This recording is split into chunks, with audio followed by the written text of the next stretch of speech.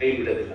ನಾನು ಇವತ್ತು ಭೂತಾಯಿ ನಂಬಿ ಸುಮಾರು ಎಕರೆಗಳನ್ನು ನಾನು ಭೂಮಿಯಲ್ಲೇ ಸಿಹುಡಿಯ ಸಮ್ಮೇಳನ ನಿಶಕ್ತಿಯನ್ನು ನೀಗುವ ಎಲ್ಲವನ್ನೂ ತೂಗಿಸುವ ಅಂತಾರಾಷ್ಟ್ರೀಯ ಮಹಿಳಾ ದಿನಾಚರಣೆ ವಿಶ್ ಮಾಡಿದ್ರೆ ಮನೆಗೆ ಸಿಗುತ್ತೆ. ಆ ಸಾಧನೆಯನ್ನ ನಮ್ಮ ರೈತ ಮಹಿಳೆಯರು ಮತ್ತು ಕೃಷಿ ಕಾರ್ಮಿಕ ಮಹಿಳೆಯರು ಅವುಗಳಿಗೂ. ಚಿಕ್ಕಬಳ್ಳಾಪುರ ಜಿಲ್ಲೆಯಲ್ಲಿ ಹೊರ ರಾಜ್ಯದ ವರ್ತಕರನ್ನೇ ನಂಬಿಕೊಂಡಿದ್ದ ದಾಳಿಂಬೆ ರೈತರು ಮಾರುಕಟ್ಟೆ ಸೌಲಭ್ಯ ಇಲ್ಲದೆ ಪರದಾಡುತ್ತಿದ್ದರು. ಚಿಕ್ಕಬಳ್ಳಾಪುರದಲ್ಲಿಯೇ ಅಂತಾರಾಷ್ಟ್ರೀಯ ಮಟ್ಟದ ಅಯಾನ್ಸ್ ಗ್ಲೋಬಲ್ ಫ್ರೂಟ್ಸ್ ದಾಳಿಂಬೆ ಮಂಡಿ ಪ್ರಾರಂಭವಾದ ಮೇಲೆ ಈ ಭಾಗದ ದಾಳಿಂಬೆ ರೈತರಿಗೆ ವರದಾನವಾಗಿದೆ ಎಂದರೆ ತಪ್ಪಾಗೋಲ್ಲ. ಆದರೆ ಸರಿಯಾದ ಮಾಹಿತಿ ಕೊರತೆಯಿಂದ ಗುಣಮಟ್ಟವನ್ನು ಕಾಪಾಡಿಕೊಳ್ಳುವಲ್ಲಿ ರೈತರು ಎಡವುತ್ತಿದ್ದಾರೆ. ಇದನ್ನು ತಪ್ಪಿಸುವ ಸಲುವಾಗಿ ಬೆಂಗಳೂರಿನ ಫೊಮೆಕ್ಸ್ ಇಂಟರ್ನ್ಯಾಷನಲ್, ಚಿಕ್ಕಬಳ್ಳಾಪುರದ ಅಯಾನ್ಸ್ ಗ್ಲೋಬಲ್ ಫ್ರೂಟ್ಸ್ ಸಮಾನ ಮನಸ್ಕರ ದಾಳಿಂಬೆ ಬೆಳೆಗಾರರ ಸಹಯೋಗದೊಂದಿಗೆ ರಾಷ್ಟ್ರೀಯ ದಾಳಿಂಬೆ ಸಂಶೋಧನಾ ಕೇಂದ್ರ, ತೋಟಗಾರಿಕೆ ಇಲಾಖೆ ವತಿಯಿಂದ ರೈತರು ಮತ್ತಷ್ಟು ಉತ್ಕೃಷ್ಟವಾಗಿ ದಾಳಿಂಬೆ ಬೆಳೆ ಬೆಳೆಯಲು ಅನುಕೂಲ ಆಗಲೆಂದು ದಾಳಿಂಬೆ ವಿಷನ್ 2040 ಭವಿಷ್ಯದ ಮಾರುಕಟ್ಟೆಗೆ ಸಂಪರ್ಕ ಎಂಬ ಶೀರ್ಷಿಕೆ ಅಡಿಯಲ್ಲಿ ಕಾರ್ಯಕ್ರಮ ಅದ್ಧೂರಿಯಾಗಿ ನೆರವೇರಿತು. ಕಾರ್ಯಕ್ರಮವನ್ನು ವಿವಿಧ ಗಣ್ಯರು ಉದ್ಘಾಟಿಸಿದರು.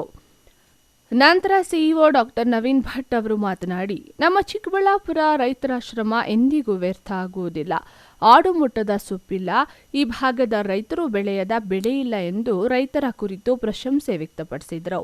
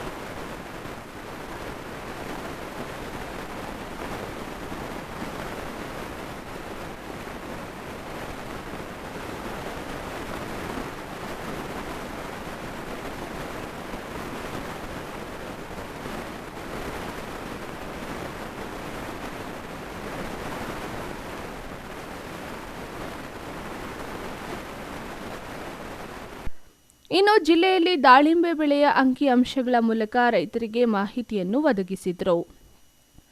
ಕೊಡಗು ವಿಶ್ವವಿದ್ಯಾಲಯದ ಕುಲಪತಿಗಳಾದ ಪ್ರೊಫೆಸರ್ ಅಶೋಕ್ ಆಲೂರ್ ರವರು ಮಾತನಾಡಿ, ಚಿಕ್ಕಬಳ್ಳಾಪುರದಲ್ಲಿ ಬೆಳೆಯುವ ದಾಳಿಂಬೆ ದೇಶ ವಿದೇಶಗಳಲ್ಲಿ ಆಮದಾಗುತ್ತಿದೆ.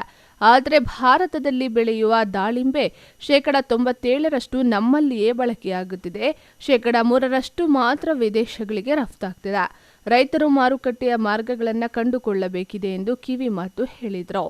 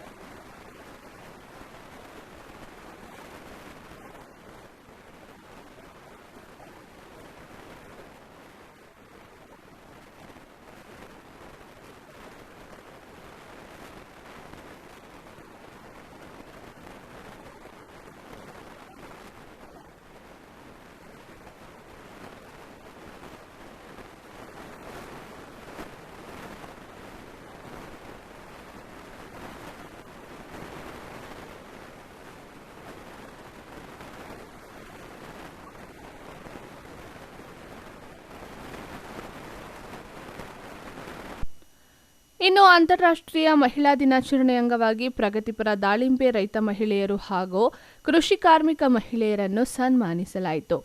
ಇದೇ ವೇಳೆ ದಾಳಿಂಬೆ ಬೆಳೆಗೆ ಬೇಕಾಗಿರುವ ಆಧುನಿಕ ತಂತ್ರಜ್ಞಾನ, ಕೃಷಿ ಯಂತ್ರಗಳನ್ನು ಪ್ರದರ್ಶನಕ್ಕೆ ಇಡಲಾಗಿತ್ತು. ಈ ಸಂದರ್ಭದಲ್ಲಿ ತೋಟಗಾರಿಕೆ ಇಲಾಖೆ ಅಧಿಕಾರಿಗಳು, ವಿವಿಧ ರೈತ ಸಾಧಕರು, ದಾಳಿಂಬೆ ತಜ್ಞರು, ಆಯಾನ್ಸ್ ಗ್ಲೋಬಲ್ ಫ್ರೂಟ್ಸ್ನ ಮಾಲೀಕರಾದ ಕೇಶವ್ ಸೇರಿದಂತೆ ಮತ್ತಿತರ ಅಧಿಕಾರಿಗಳು, ರೈತರು ಉಪಸ್ಥಿತರಿದ್ದರು. ಕ್ಯಾಮರಾಮನ್ ಪ್ರವೀಣ್ ಜೊತೆ Lakshminarayan, MMTV news bureau, Chikkaballapur.